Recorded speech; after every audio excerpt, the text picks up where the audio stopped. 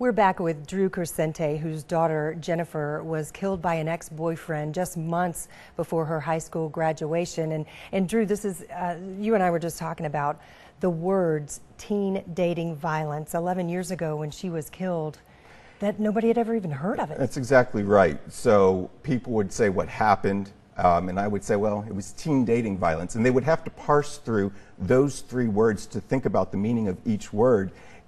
And then they would say, is that a thing? I said, well, unfortunately it is. Now, since then, fortunately, awareness has become much better. 2006 was the first National Awareness Week. 2010 was the National Awareness Month.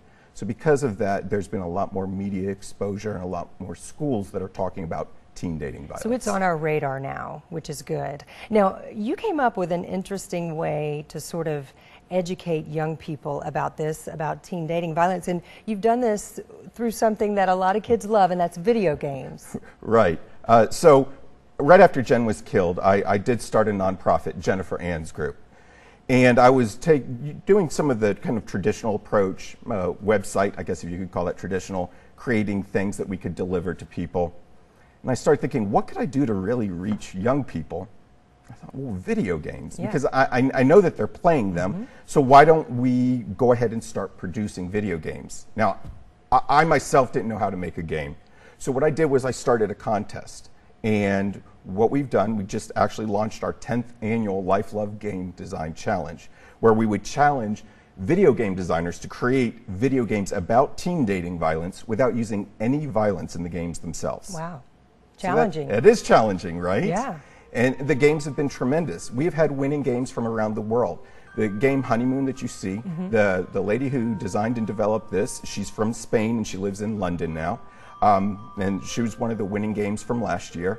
And we actually hired an educator to go ahead and create lesson plans around this game. So we have 5 days worth of lesson plans for teachers to use in the classroom. Wow. Because this game and the lesson plans, like all of our materials, are 100% free. We want them to use these in schools. Wow, and this is something that will really grab their attention. This is their thing. I believe so. And beyond that, it actually turns out that if you're dealing with a very complex, nuanced issue like abuse, video games are so much better at addressing it because of the interactive nature. So what does this do? Does it include perspectives from, say, the victims and maybe bystanders, or what? Exactly, and bystander awareness is really important. So it depends on the game. We've produced now over 30 of these video games, and so it really depends on what they have created. But one of the games that has been the most compelling, it's called Grace's Diary. It was from a developer in 2010 in Thailand, and this game has really resonated with people because it's about a young lady whose friend is in an abusive relationship.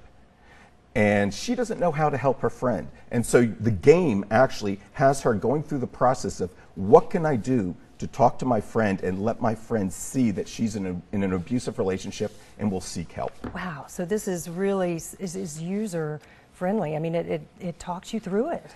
Absolutely it does. And it allows a teenager to experience an otherwise dangerous and very unpleasant situation, but in complete safety. In a calm setting. Absolutely. Gotcha. And if you go to a young person and you say, I want you to read this pamphlet, or I want you to listen to this lecture, or I'm going to talk down to you about it, versus, would you like to play a game? Yeah, this is cool. This they'll do.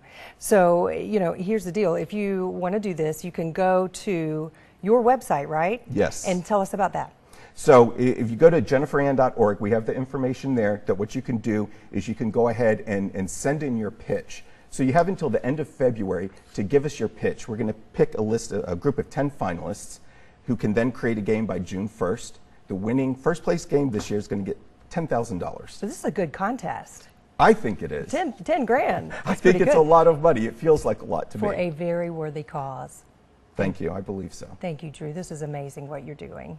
Thank you for being here. Well, thank you for covering this. I really genuinely appreciate it. It's a very important topic. We all need to think about this. Thank you so much. When Public Affairs on Peach returns, self-defense advice. You got to stick around for that.